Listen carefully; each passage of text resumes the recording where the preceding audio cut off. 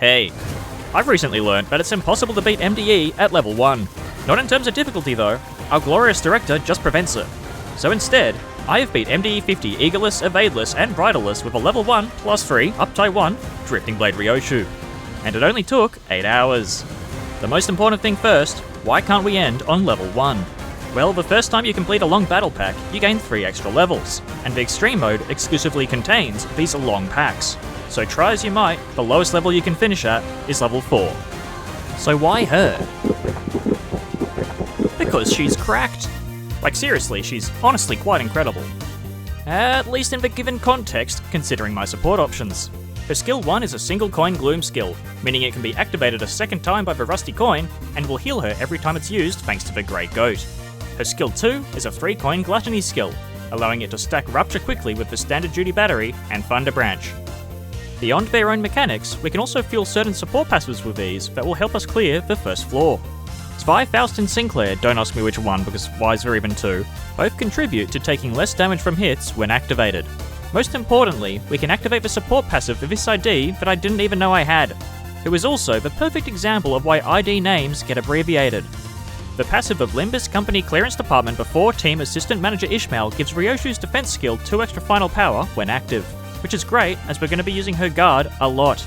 Our goal is to get it to roll as high as possible so that we can try to reduce the enemy's power to 0. A skill with 0 power does 1 damage, even on floor 15. And by using it every turn, we keep her unique buff active, which reduces damage taken by 20% and gives her up to 20 shield next turn.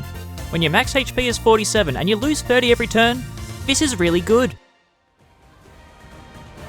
With the ID out of the way, the last thing to touch on is the run itself. The pack order is a little strange as I became very scared of certain statuses through testing.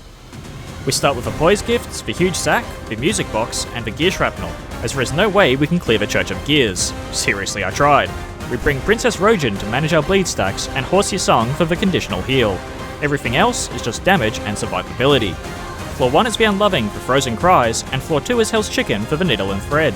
Floor 3 is Vain Pride as it has a new ego gift that is just a worse version of the Emergency Badge. Floor 4 is Hatred and Despair, as we didn't start with the Ashen Constellation's Blessing. Nocturnal Sweeping gives us the Bamboo Hat, and Hohenheim has generic Rupture gifts. Four Houses in Greed has the Tenacity Bolus for slightly more tank. The Bamboo Bakak gives us the Hardwood Cup, which was a lot stronger than I thought it would be. Floors 9 and 10 are TKT for our Emergency Badge, and because they're really easy. Floor 11 means we can get the Cheat Death. Floors 12 and 13 were just doable. Floor 14 was for Crabs, which I underestimated and had to use Era and Morositar to get through. It still counts. Floor 15 we finished with a Bridle of Infinity, because why wouldn't we do the Attrition Pack last when we're always an inch away from death? And in the Secret Boss, 3 weeks of waiting for Extreme, 2 weeks of procrastinating, and we're done. And I never have to make an MD clear video again. Until I think of something worse.